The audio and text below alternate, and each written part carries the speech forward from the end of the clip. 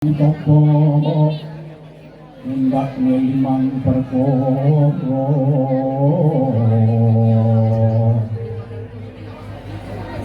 kanggo sangu urip kira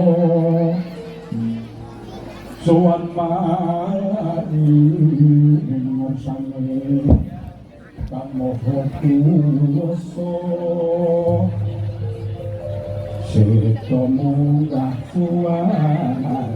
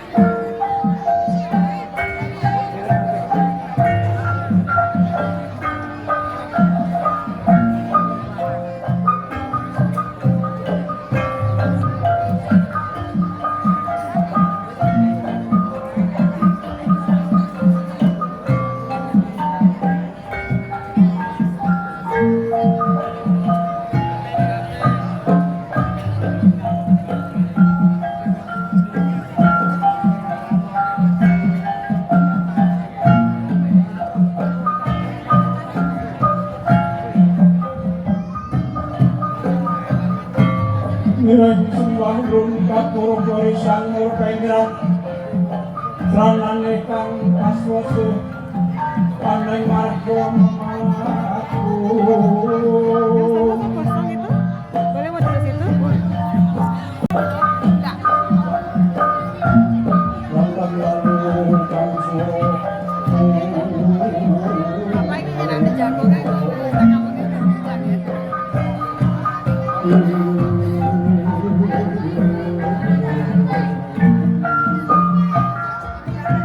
Siapa nak duduk?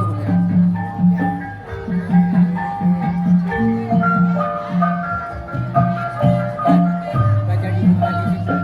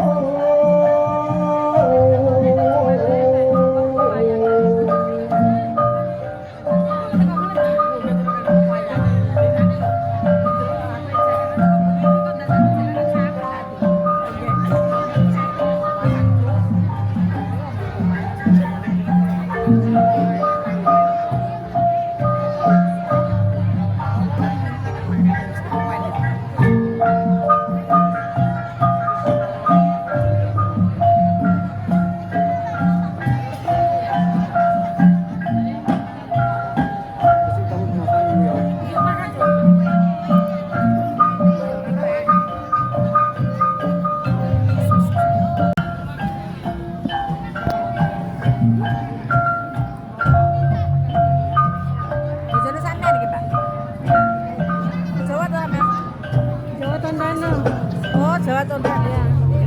Tondano ndi? Sorep Toto Pitono Iguan, Kosio. Anenggih nagri pundita kangkai kwadita Lah sapa Tondano ndi? Adilinu dosa Oh, sepuluh Gorontalo. purwa wiwitan Rekson Negoro. sanadyan kathah titaing jawata kasangga pertiwi kasumaning akasa kapit ing samudra kathah ingkang samya anggana raras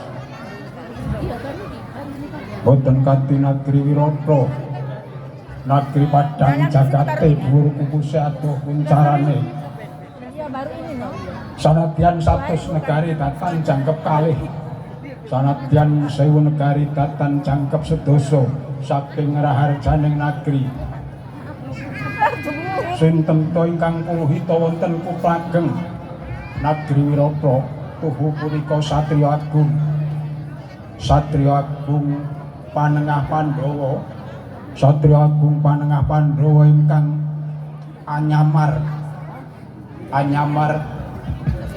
amargi saking bendunipun Ratu Ngastina Prabu Duryudana saderengipun dipun bendu nglampahi paukuman 12 taun wonten ing alas Kamyaka salajengipun umpetan wonten Kutha Ageng setunggal warsa dangunipun pramila ingkang ngajeng Raden Puntadewa Asesinglon Raden Dwija Kangka inggih Dwija Kangka salajengipun panenggak Pandhawa Asesinglon Balawa inggih Jaka Balawa ingkang nomor 3 panengah Pandhawa panengah Pandhawa Asesinglon Raden Kedhi Wrahatmala Kedhi menika Wandu dados Raden Arjuna anyamar dados Wandu asmane Wrahatmala nggih Wrihatmala ingkang kaping sekawan Grantika ingkang kaping gangsal Tripolo. Pramila pangeggas maraning griya ingkang dereng kawijining lisan. Balungko Balowo. Wah. Kangko kakangku ana apa? Sun wis padhakake Yai. Kari-kari iki Yai. Polatane siadi tansah sajae ora rengeng. Ana apa Yai? Apa merga klirunipun Kakang? Apa merga klirunipun Kakang anggone sesukan daging nganti ndadekake sengsarane kowe kabeh? Kakang Mas. Semanten ugi kula Kakang Mas. Kula namung nderek dawuhipun Koko Prabu. Kula namung nderek dawuhipun Kakang Dinca Kangkung.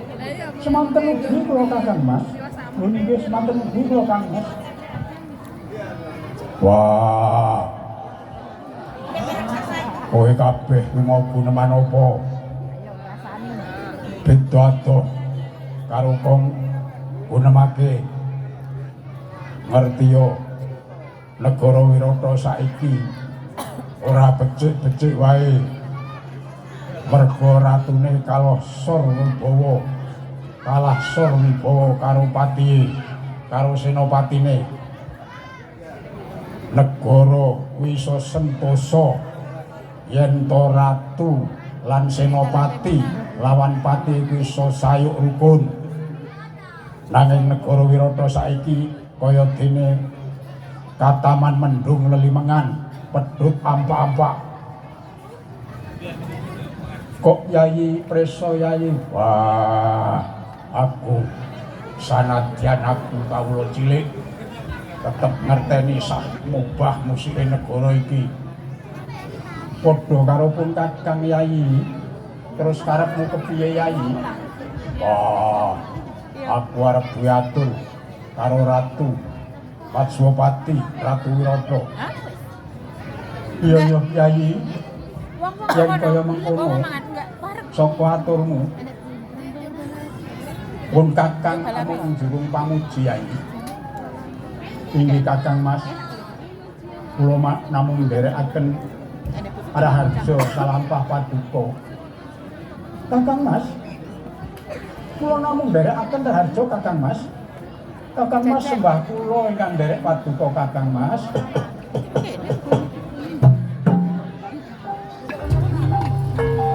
Balowo. Kowe saka ngendi? Wah, aku nemoni sedulurku. Kowe ndek sedulur ta? Iya. Kowe mau mangan urung? Wis. Wis mangan tenan? Wis. Lek kowe ora lali aku. Oh iya. Ya. Apik. Oh. Kuwi dijaga kesarasan ning awak ya. Iya. Lah kok kowe kesusu kuwi arep nang endi? Wah. Jagal lakas bapakku. Eneng apa? Kowe arep tak jak nyang keraton. Oh, dole. Kowe kuwi karo aku ki kawula cilik ngono. Ora usah dadak aeng-aeng arep tindak keraton. Ora usah. Kowe lagi tekan alun-alun wae wis kon mulih. Ora iso mlebu. Kowe melu apa ora? Lah nek aku ora melu ki terus melu sapa? Ya aku tetep melu kowe ngono.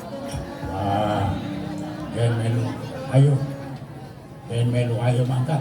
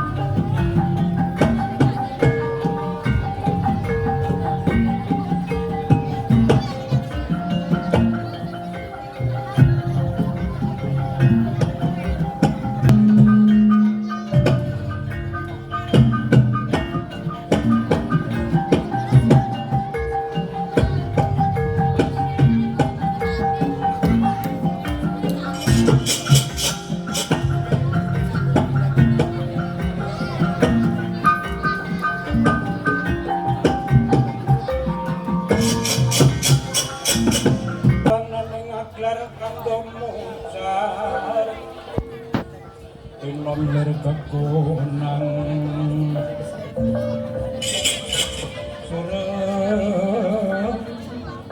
sorote tanpa dan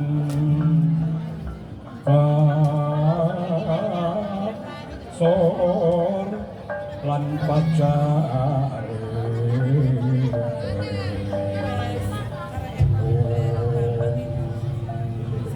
kasor lan pacare purnameng kekono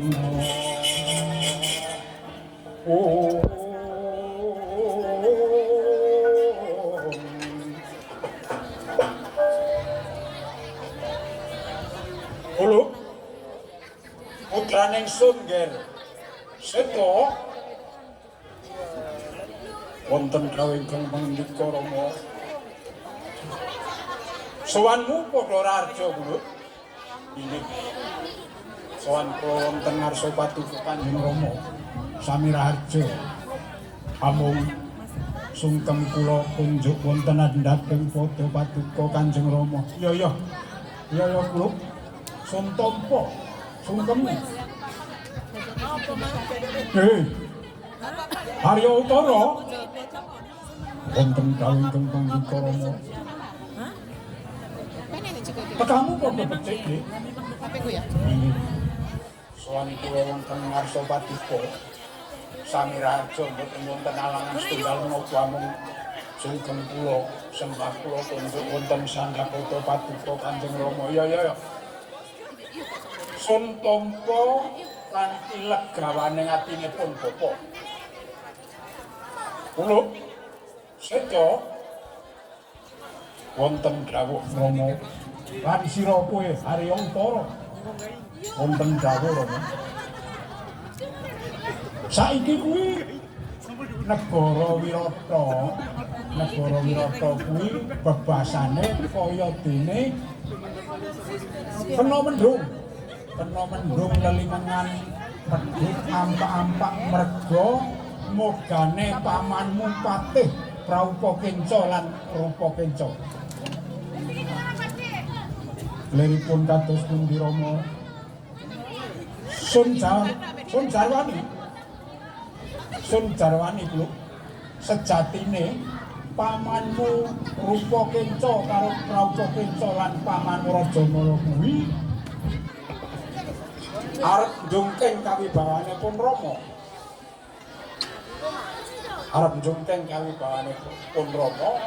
nganggo pawatan adu jago menungso. Lah mongko adu jago ki larangane negara. Kena apa? 3 kali. Yen Punggawa negara Wirata kok malah marai bibiti. Ing kono lak padha karo sing jenenge kae palang pangan tandur. Lajeng prayoginipun kados pundi Rama? Lah saiki gandeng sing dadi jejet wengkuning negara Wirata sing sayuk karo pun Rama ki ya putraning Sungger kowe Arya Utara karo kowe si Seta sing cerapang bremose melang-melang dadane malang pundake ya kowe sing tak dama-dama saiki munggih karepmu kepiye kula Kanjeng Rama boten sanes inggih Wirata kedah ngedalaken sawung. Lah apa ya enek negara Wirata ki sing kasektene ngluwi karo pamanmu Rajamala. Inggih menawi boten wonten ing negara Wirata inggih saindenging bumi menika kedah dipun padosi. Terus yang endi? Nggih, mugi-mugi boten kang malih iki.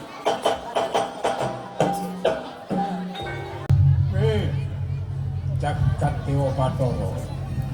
Iki kok ana pawongan munggah nyang kraton tanpa tinimbalan iki sapa iki? Weh, sapa kowe? Sing nyari kowe apa aku? Aku ae. Oh, sinuwun. Nggih nuwun sewu sinuwun. Kula niku jane mboten ajeng sowan ngriki.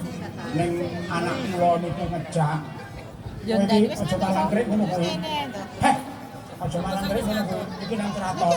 Nang kraton iki anggone ning isor awake dhewe iki. Yo. Sinuwun. Badhe matur sinuwun. Kowe sapa? Kula. Iya, kowe sapa? Kula niki alah kawula jagalan ngriku kok. Kula niku tiyang jagalan ngriku. Nggih kawula panjenengan niku senes kawula pundi? Kula niku nggih kawula wirata teng dusun jagalan ngriku. Kula niku sing tukang peragat maesa lembu mendok niku kula niku terus kalih dibantu anak kula niku. Kuwi anakmu? Nggih niku anak kula niku. Lah kok anakmu gedhe dhuwur kok kowe mung cilik ngono? Lah. Dek kula nom lak nggih gedhe dhuwur ngoten niku. Saniki pun sepuh nggih ngeten iki. Ngono. Lah terus jeneng anakmu sapa? Anak kula. Yo.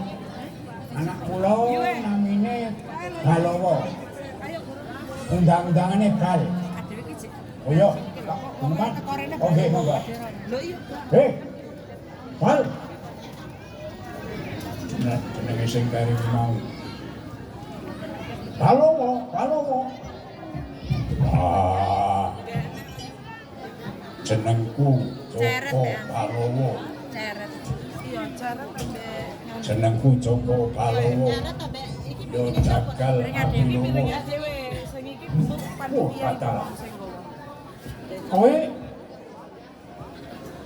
karo ratu kok ora lungguhe ya ora lungguh. Terus basa ya ora. Kuwi karepmu kepiye? Mangerti yo. Mangerti yo Ratu Wirata. Aku iki lair ana ngalas. Dadi aku pira-pira iso ngomong kaya ngene iki wis pira-pira. Dadi aja dadi atimu yen aku ora basa karo kowe. Lan aku gumun kowe dibasani wong sak negara.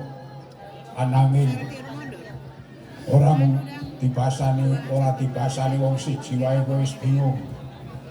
Oh, nek ngono ya tak maklumi nek ngono. Sik. Wis.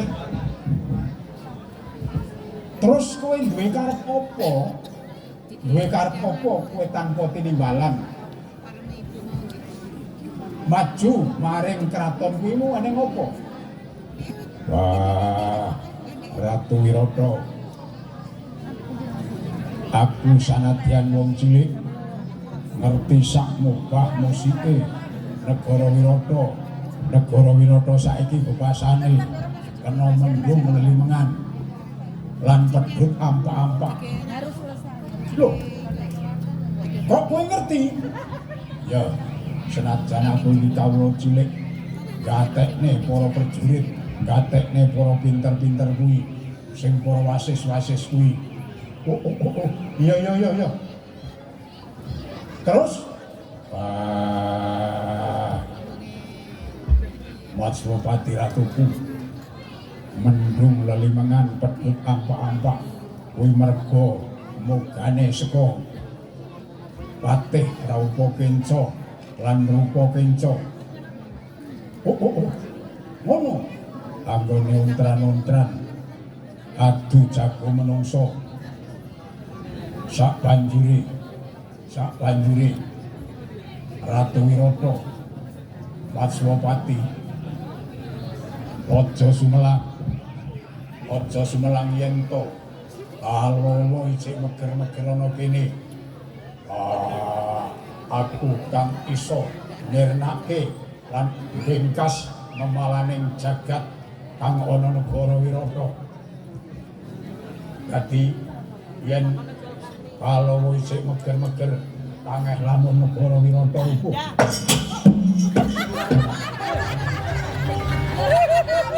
Kambang Sulyono.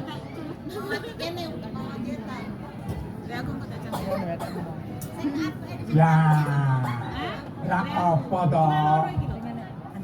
Sinuwun ora duka ning sing duka ki putrane.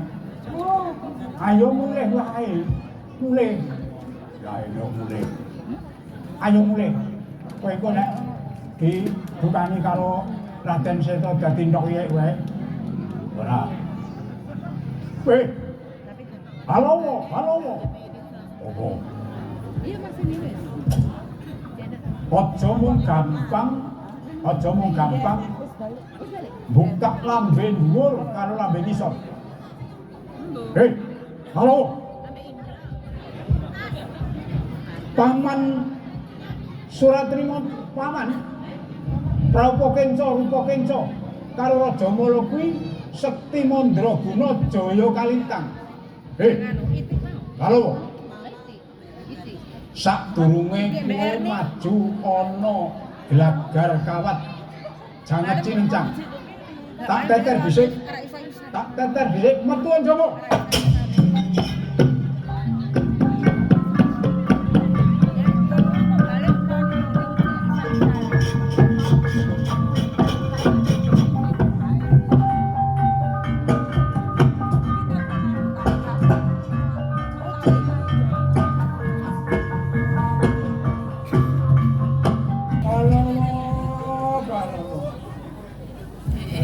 Kowe kok kebangetan men. Kowe kok kementres men. Ya mati itu belum pernah rasa. Kowe arep anu karo Raden Seta. Raden Seta kae sekti mandraguna jaya kalintang. Aja wani-wani, ayo mulih wae. Kowe nar mulih dhisik. Oh, kalau mbok ne. Anakmu iki kepiye to? Oh, walah lah. Ya. Oh, mbok ne. Iki anakmu iki mati kok. Ora.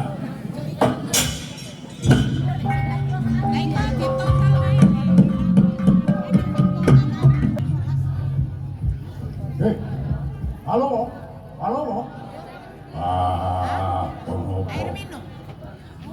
Ayo, sadurunge kowe dadi batang, ya.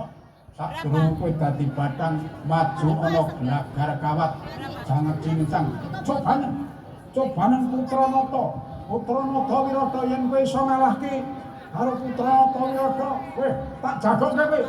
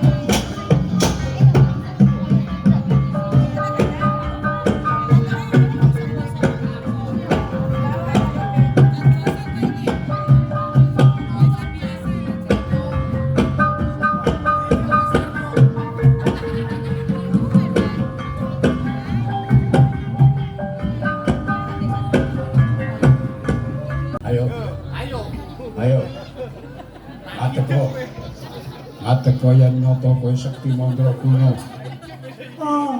Kalawa. Colno ya kuwi. Kuwi anak ratu kuwi. Anak ratu kok beda iki kepiye?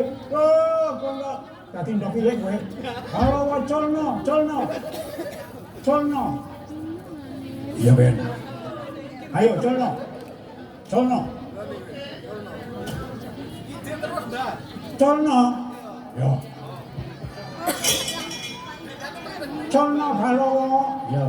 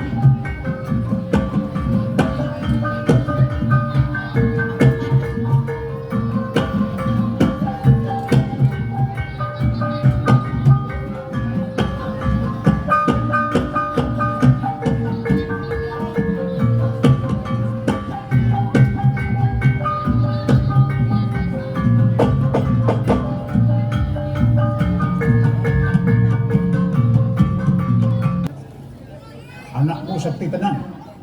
Anakmu sekti tenang jagal lakas. Anak kula kok.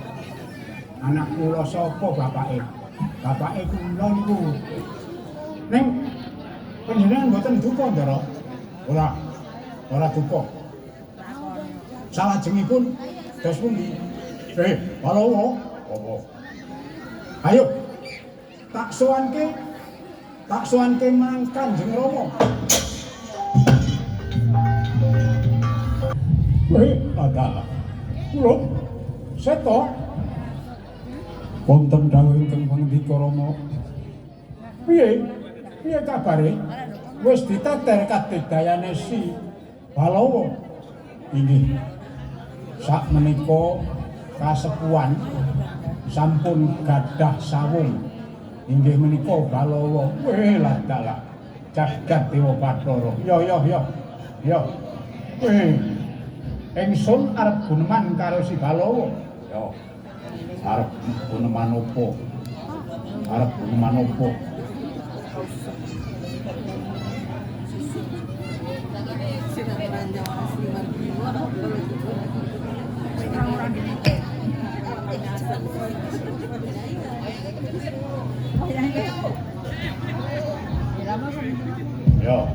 Arep guneman opo kowe Ratu Kumatswati?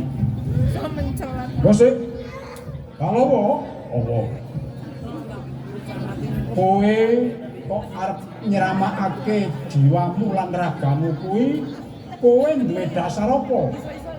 Wah, Matswati ratuku, mangertiya sanadyan aku iki kawula cilik, sanadyan enti aku kawula cilik ana negara Wirata. Nanging aku duweni sifat wolu. Ora beda karo sifate prajurit. Aku iso ngrungokne yen to sejarah-sejarah ing para prajurit. Aku tau ngrungokne. Ya, loro kaki tumuli. Duweni sebab apa kowe pira? Balowo. Wah. Menungso kuwi duweni sifat wolu. Duweni ana sifat wolu, sapa wae. Ora wong cilik, ora wong gedhe. Duweni ana sifat wolu. Siji, duweni ana sifat kaya dene Surya. Surya kuwi apa? Surya kuwi srengenge. Srengenge? Iya. Srengenge kuwi ana sifat kaya srengenge. Srengenge yo kuwi gelem menehi nang ora tau njaluk bali. Ngono.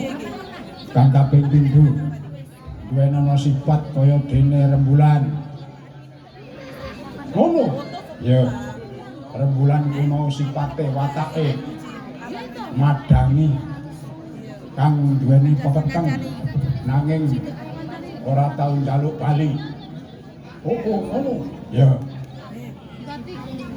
Kang kaping 3 duweni ana sifat kaya dene lintang.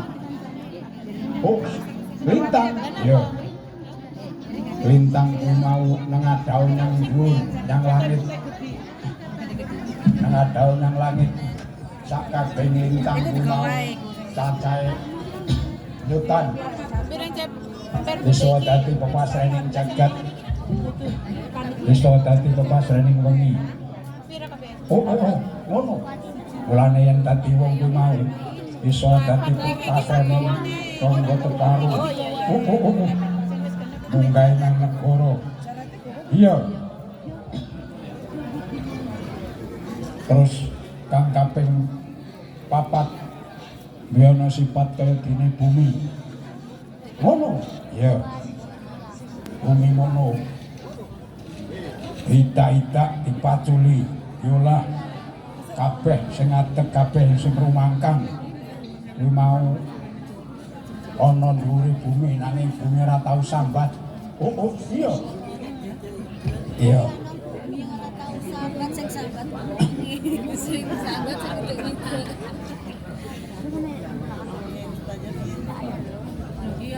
Terus sing kaping 5. Yang tadi menungso mau ana sifat kaya dene mendung. Apa kaya mendung? Di mandung kuwi mendung. Mendung kuwi duweni sifat ngayomi, yo ngiupi sing kena panas. Oh. Ngono to? Ya.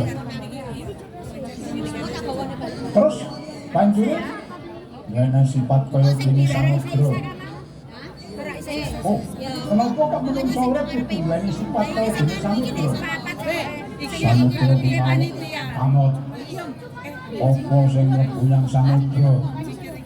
Ya kuwi samudra ora tau sambat, ora tau mulang. Ngono, ya. Terus sabanjure ngene sifat kaya dene angin. Ngono, ya. Angin kuwi sifatnya iso sililir. Nanging dadi gedhe bebayane. Mula saka kuwi menungso kudu nduweni sifat kaya dene angin. Oh iya. Terus kang kaping ngono. Duweni sifat kaya geni. Duweni sifat kaya geni. Yo. Geni kuwi prasto apa kang dadi pialaning negara kudu tindak. Oh. Iya.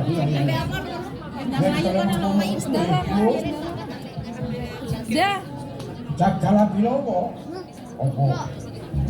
Bos seneng aku duweni kawula sing kaya kowe kuwi. Ora ngerti yo kok mung bocah jagalan kowe. Iya, aku bocah jagalan kula aku ngramakke jiwaku. Yo. Amit ya. Sun dongaake muga-muga arahayu. Di situ jokolannya ke sana kamar mama pedong ke rumah situ. Oh, kula ngaturaken sungkem lho. Yo, Yai. Sungkemmu tak tampa tangan loro dadi gedene atiku. Kakang Pati. Rupa Kenco lan Kakang Raupa Kenco. Yo, Yai. Saiki piye, Yai? Sampun kuatos, Kakang. Sampun kuatos. Kula sampun sawegoan gati. Sawegoan gati siyogoan diri, Kakang. Lambok wonten jago. Saking kayangan dampyak-dampyak. Ingkang rayi Raja Mala. Mboten. Syukur Yai kaya kula minangka jaluk. Yo, Yai.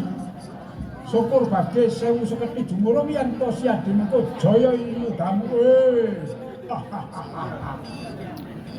Kakang Pati. Ampun watosaken dhateng ingkang rayipun Raja Mala, Kakang. Senadyan wonten dewa dampyak-dampyak ing mriki, kula mboten badhe ajrih. Syukur Yai, syukur. Ya gari memuji wae engko. Muga-muga nudamu iso unggul. Nggih. Ning anu, Kakang. Tiyang menika kadang-kadang wonten apesipun. Piye? Ana apa sih sana? Ini jadi tempat sana. Menawi wonten apesipun kok pralaya. Iki penjenengan lebetaken wonten ing Sendang Wasari. Ngono. Inggih. Inggih. Yo, yen kaya mengkono. Muga-muga kateksen ono iki Yai. Mengko yen ana kating bandane si Raja Mala lebokno nang sendapatan. Oh iya. Iya. Iya Kakang.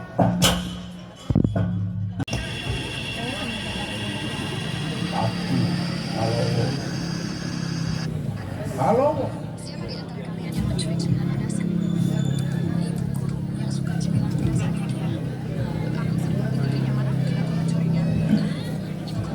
Oi, halo. Seto nanti ki mau. Hop. Seto nanti.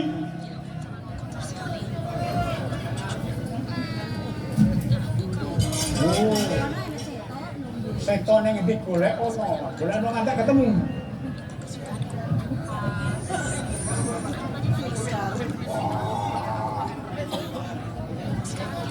Aku jagone Ratu Rata. Oh, jagone le. Sak banyon modar kowe. Ora nganti sak banyon modar le kowe. Kowe apik kowe ngalah wae. Kowe apik kowe ngalah. Ora watak yen to. Ora watak yen to aku. Ora watak yen to aku. Oh, lah kae seto lagi rene kae. Oh nggih paman. Nggih, nuwun sewu. Kula seneng seto paman. Kula Haryo Utara. Oh, lah sing kok ya. Kowe lah dalah. Haryo Utara. Wonten dawuh paman. Wis entuk jagone. Sampun jago kaspuan menika ingkang namipun Balawa. Oh lah dalah. Iki. Apa kuwi sing jenenge Raja Mala? Ya kae sing jenenge Raja Mala. Ya. Oke tatone. Druhun ngrasani padha melek. Kowe luwih apik ngalahe lho. Haryo Utara wonten dawuh paman.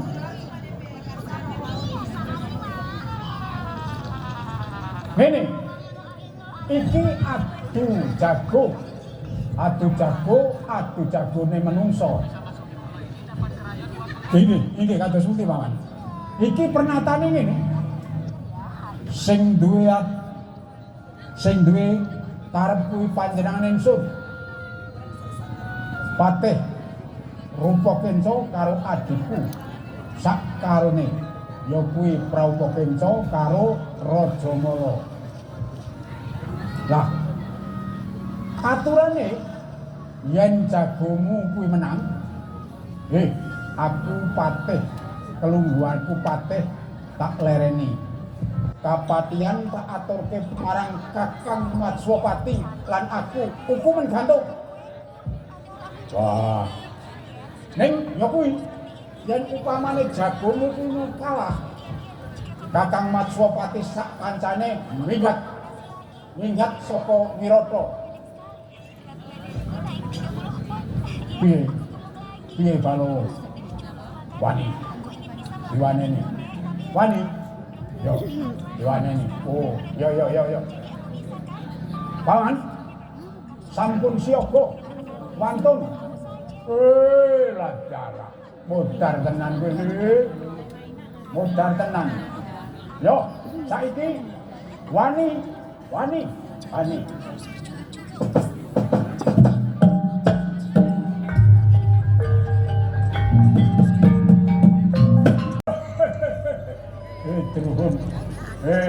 Druhun Simana ya. Kowe Balawa. Ya, aku Balawa. Ngene wae supaya api-apian aten ora usah perang, ngono. Ora usah perang. Ning kowe ngalah wae, ketok-ketoke perang. Satriya ora kaya ngono kuwi mau. Satrio ki nek iya ya iya, nek ora ya ora. Weh, ora kena tak eman kowe le. Ora kena tak eman, mudar tenan kowe.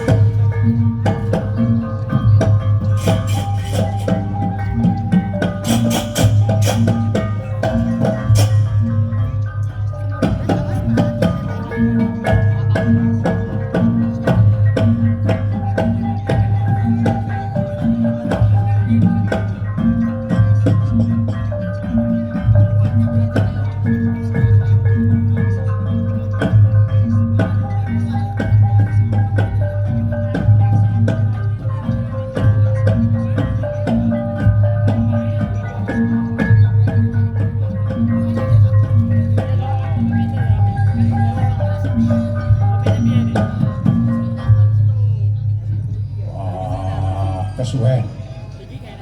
Kesuwen. Oh. Wong kepatian, wong kepatian. Wong kepatian jagomu wis mati. Ayo maju. Iya ya nih. Kalau wau sak derengipun wonten ing lagar kawat sanget cincang sampun sungkas kalian panjenengan kalian kula menawi sampun katriwandan dipun dawuhi dipun sandhangi sengken lebetaken teng Sendang Watari. Bocap kacarita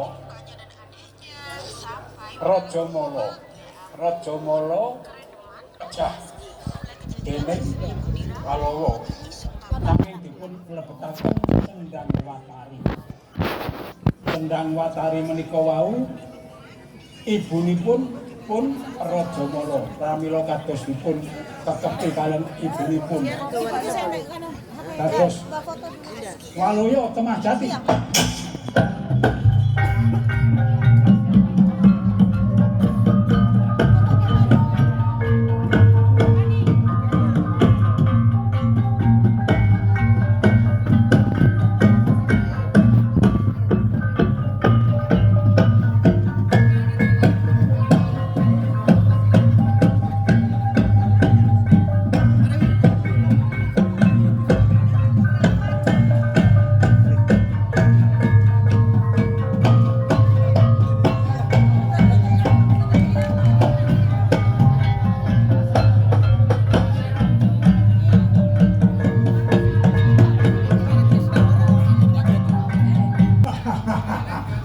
Hei Palowo, Palowo. Ora-orane yen kowe iso mateni karo Raja Mala. Delokno. Aku saiki dadi abang kabeh awakmu. Ra iku dadi abang maune ora. Maune kuning kowe.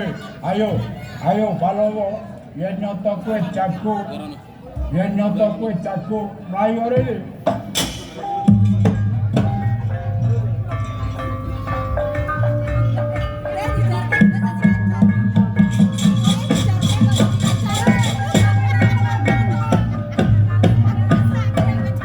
Enten dawuh lho. Rolas dede cuman. Kowe tak utus ya Petro. Enten napa? Enten napa? Kowe tak utus. Tak utus. Kae Raja Mala angger dilebok menyang Sendang Watari urip. Sejatine kae Sendang Watari kae ibune si Raja Mala. Oh ngoten to? Iya. Mula saka kuwi iki gaman Bromastra. Engko lebokno kono Petro. Ning aja nganti konangan karo sapa-sapa. Ngoten. Lah terus opahe napa? Durung nyambut gawe kok wis njaluk upah. Ah, jaman sakniki yo ndara. Jaman sakniki yo upahe sik lagi nyambut gawe. Aja kaya ngono Petro. Pun saniki pundi? Pundi? Namane Bromastra pundi? Ya kampanono kula lebok menyang Sendang Watari. Oh nggih, nggih Ndara. Nggih, nggih. Pundi? Oh nggih. Nggih, nggih, nggih. Nggih. Ning ati-ati aja nganti kepethuk wong. Wau to Raja Mala dipun lebetaken wonten ing Sendang Watari. Dipun lebetaken wonten ing Sendang Watari. Katone bening nanging panase pitung geni. Panase pitung geni. Raja Mala kobong ajeng umur dadi sak walang-walang.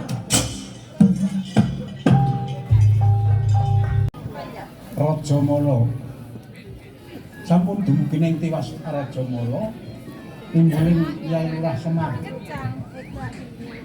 Timbuling Kyai Lurah Semar aseserat serat pucung.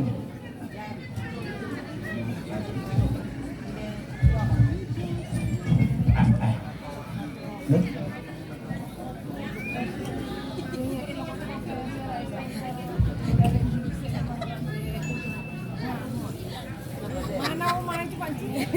Omongnya dalane menika Kyai Lurah Badranaya. Badra rembulan naya ulate kaya rembulan. Pramila dipun wastani Semar meseme datang samar. Salajengipun dipun wastani Ismaya Pancena. Semar menika wau dewa Bathara Ismaya. Rudha manangunung ora lanang ora wadon. Yen lanang kok dadane mungal, yen wadon kok gegombakan. Dipun wastani Sekar Pucung. Semar iku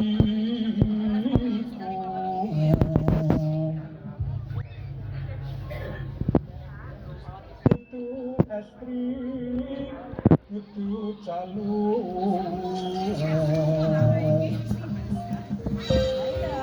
rahing wito radyo pangomong satrio luhur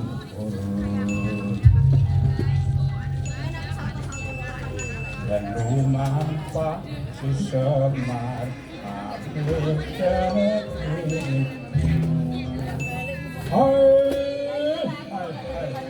Rekak-kekuk melunel satu itu bocah ki mau padha ana kene lah kok jebulane bareng wong tuwa teko lah kok padha lunga garek kulit kacang semuanya iki donya ngendi oleh Petrus oleh gareng oleh Bagong dorene oleh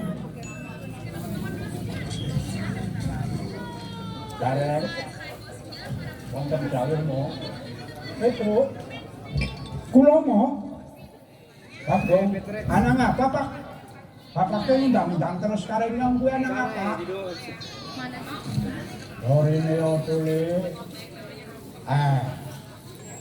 kula tak sowan mriku mo nanging tembang Jule. Enggak lama. Ijo godhong loro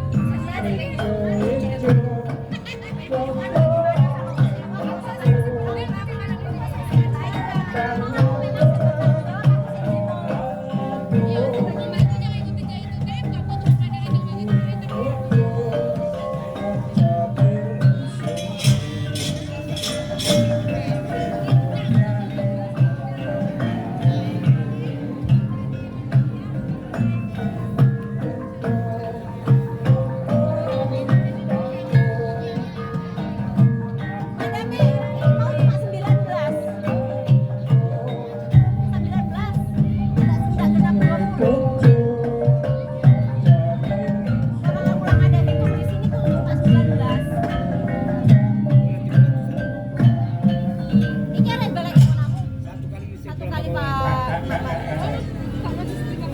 ora aku duwe anak telu.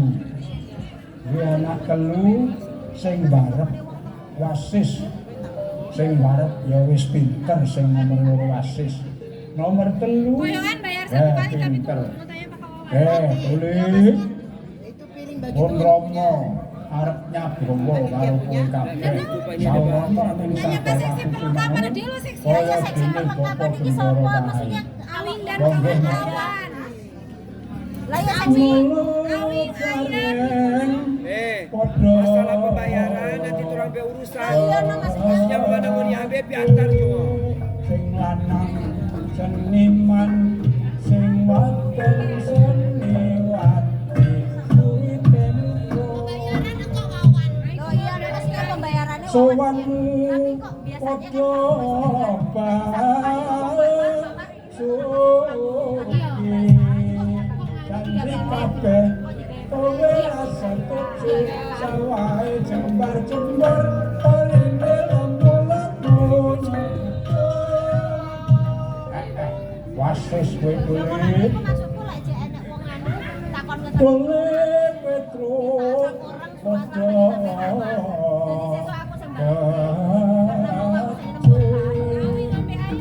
sing lanang seniman sing wadon seniwati kuwi tempo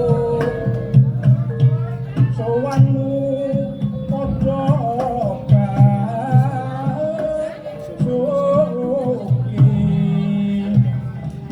klambi abang nganggo selendang biru regane ora larang 25 entuk telu nyelawe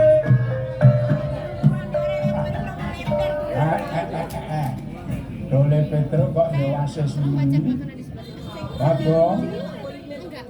Anang apa bapaknya? Bapaknya anang apa?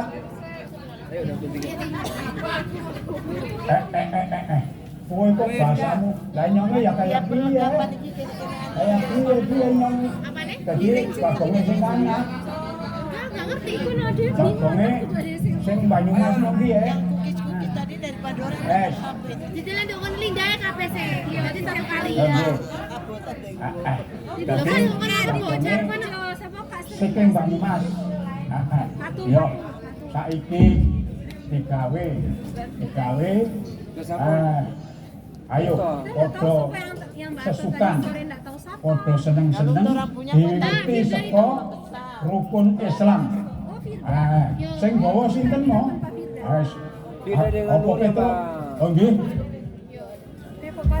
Rukun Islam kang limo niki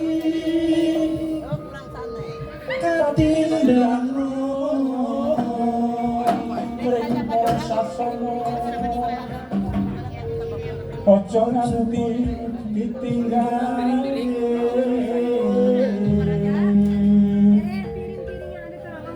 rukun Islam sahabate kampung posisi Pramunya cuma nanti pindah seksi konsumsi dia mau kamari bantu kapindhone salat dia mau atur. Nanti dia mau kaping telu poso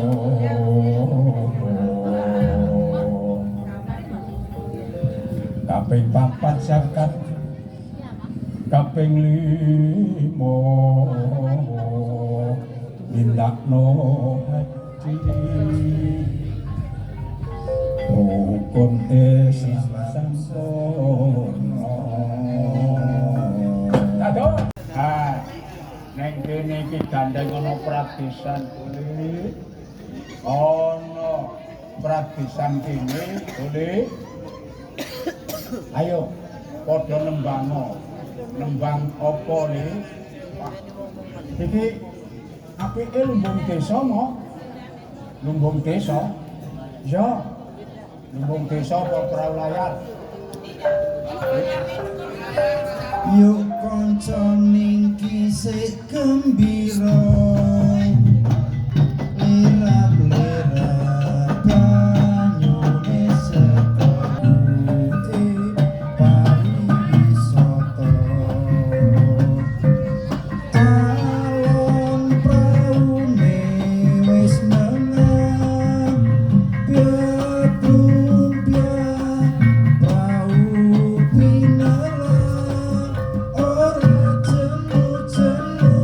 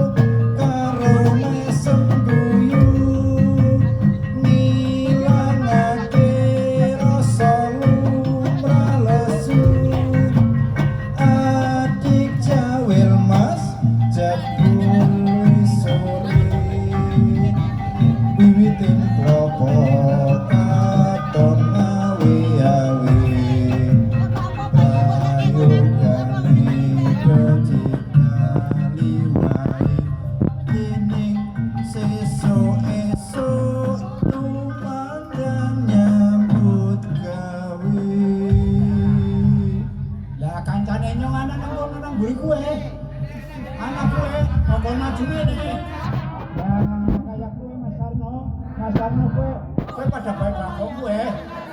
Pada pacaran nyong kowe. Nah, maju. Pak Sarno monggo maju Pak Sarno. Maju sabojone ya ora apa-apa. Wes, ayo. Temenan kiye. Kok anggar ora temenan. Ayo maju. Tulik. Mas Sarno. Panembang apa? Panembang apa? Ya. Lah wong dokter gemblung kok. Wong mendul kok jarene abu. Preben kuwe. Ya. Wes. Iya kayak kuwe. Ya, dulu wis maju meneh panembang apa? Sampean Mas Sarno. Iya. Hah? Priwet. Iya karo ibune kuwe, kok maju ngene. Iya, mangga. Aja isine isin lu karo nyong beka isin. Lah, rome ya ini wong Bayu Mas ki Wes ayo Pak Sarno juragan Pak Kumis. Pak Sarno Kumis, dodol bakso.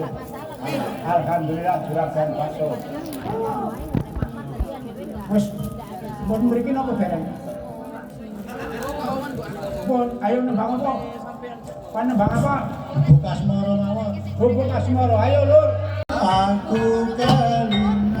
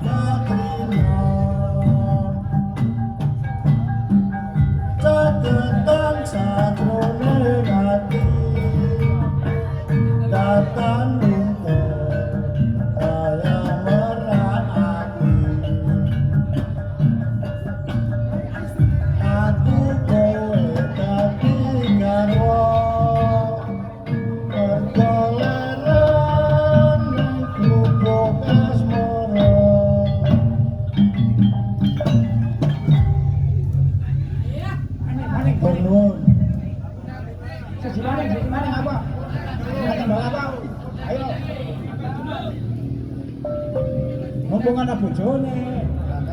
Itu dona. Ya gelang kalung sing tak tampa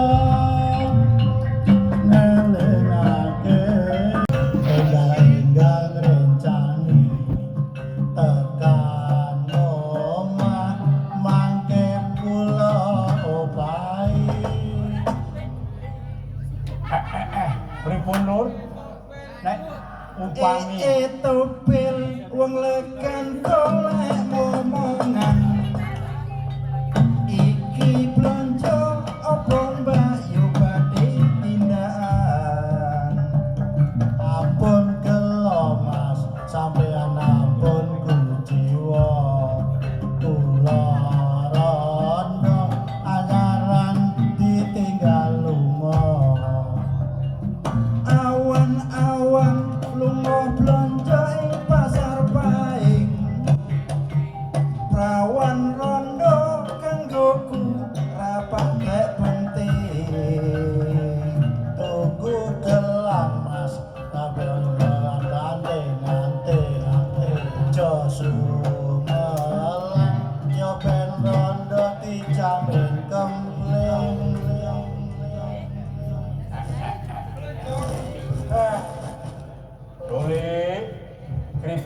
Endang kripik lelo sithik edang baton rata.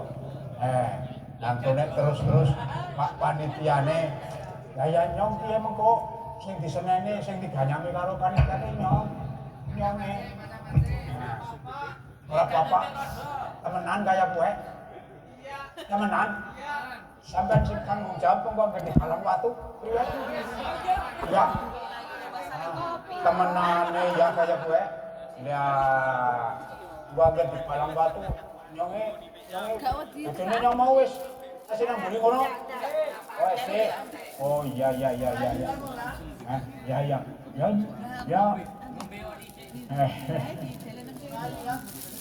Ora ilang. Ya kaya gue. Tuli, priwe? Ye lakone si Jawa piye? Lakone si Jawa. Tuli kasih ketembangan bae esuk maning. Dompan nembang maning ya mengko nanggap maning kok. Priben. Iya, setuju? Setuju. Kocap kacarita nalika semono. Lampahe sang Wrihatnala katrenjuh dening Rutadenawa pating gerupak pating jeprot suarane. Iki mau lindah mau sampai jumpa kira-kira.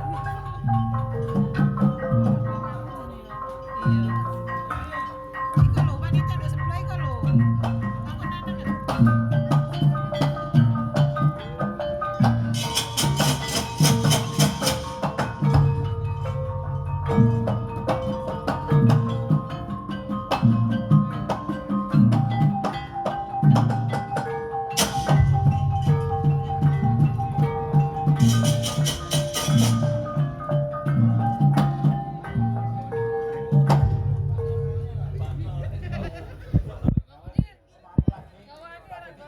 Menang kue priben.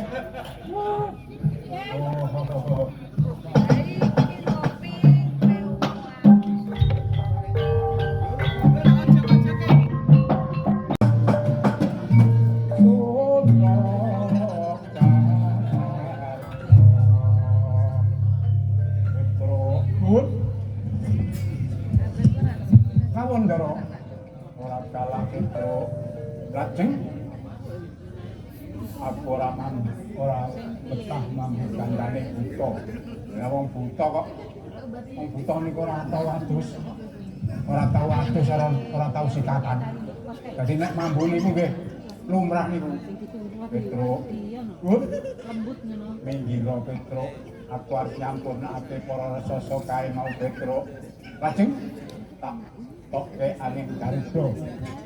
Supaya padha kenyang.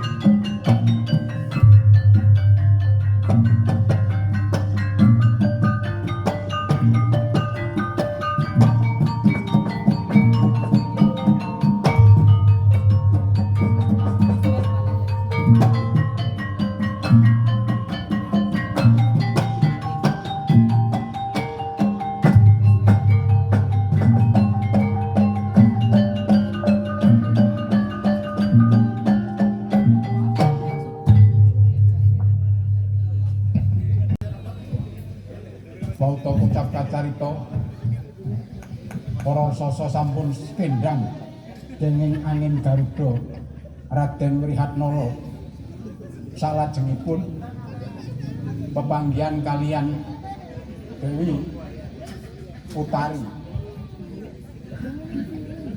Pepanggihan kalian Dewi Utari Anembang sinom gandum.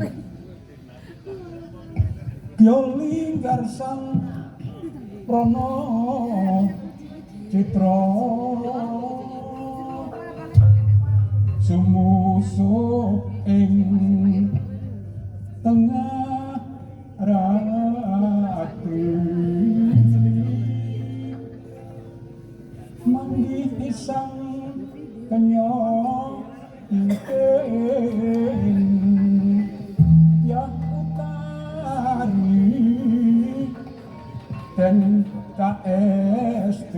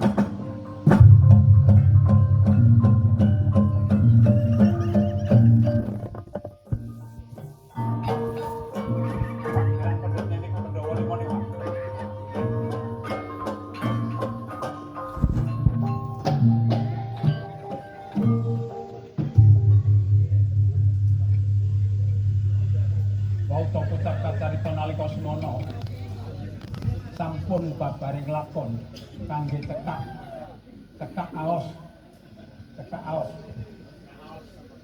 dados pepanggihane Dewi Utari kalian Wrahatmala sampun pinanggih lajeng peperangan kalian para Sata Kurawa salajengipun para Sata Kurawa sami pendang kapracondang lajeng sampun badar saektosipun Pandhawa 5 Repudara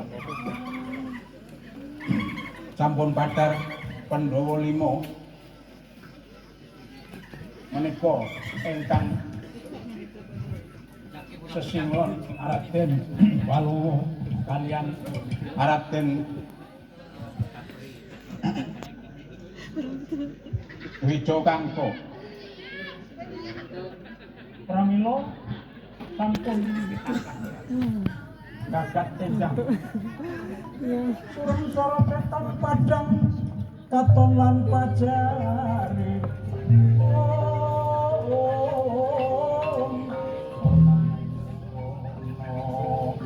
onam dekono dasar mongso keping Apa itu?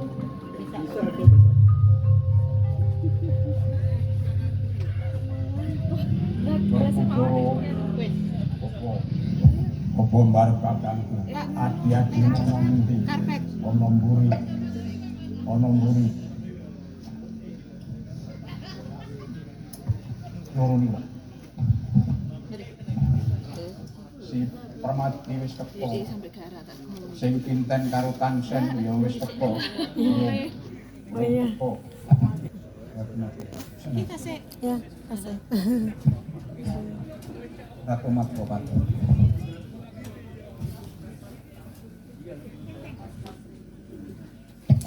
Wela dalah